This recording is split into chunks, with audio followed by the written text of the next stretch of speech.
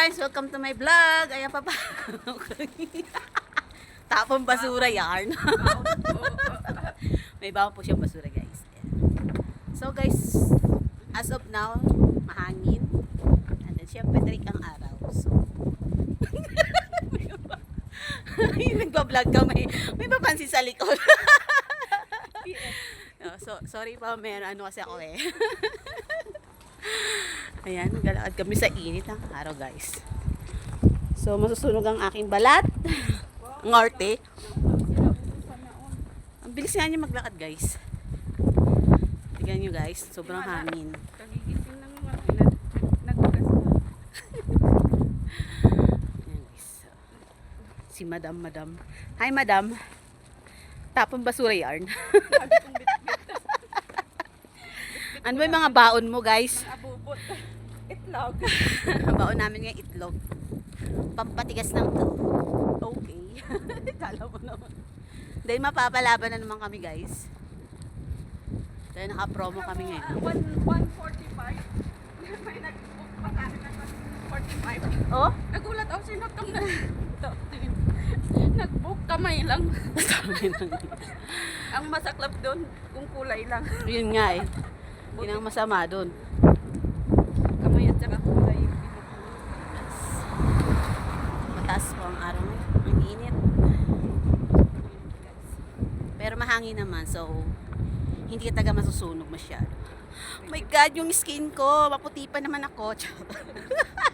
Hoy na pa. Uy, huwag na tayo mapilan. Pauwi na tayo guys. Magka-honeymoon pa kayo ni Rex. Oo. Tama mo.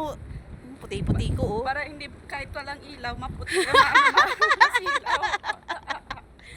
Alam mo, ilalagaan ko yung skin ko rito. Charot. Excited na yan guys. Umuwi.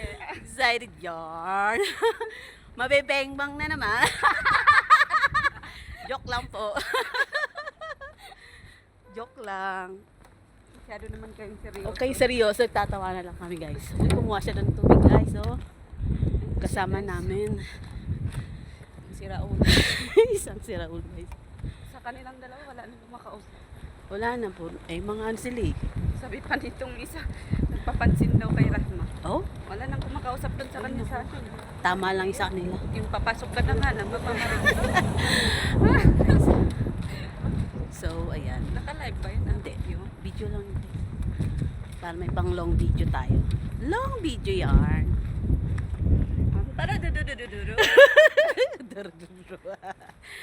Sige guys, bye na. Pam pam. At Sarap ako'y- sa pakiramdam, mainit na malamig. Hindi ka talaga mabibilad kasi mahangin. Mahangin, malamig yung hangin. Oo, malamig yung hangin guys. So, Sa hangin, ano. Ganito sana yung ano, sa Pinas. oo, no? sa Pinas. Kaso lang hindi eh. Init talaga. Sorry guys. Nasa kontinente tayo ng laging binabagyo. Masugod pa doon sa amin, may ano, may, Diadaanan talaga ng bagyo lagi ang Pinas. may niyugan doon. Oo, okay pa yun. Sa inyo doon Manila, Sa walang Manila wala, puro ano, puno. bahay. So guys, naglakat kami. Tapos pollution pa. Oo. Yun ang mahirap sa Manila eh. Kahit yung ano hindi semento yung bahay. Yung kahilay, grabing init. Oo, guys. Sobra. Kasi para kami nasa oven.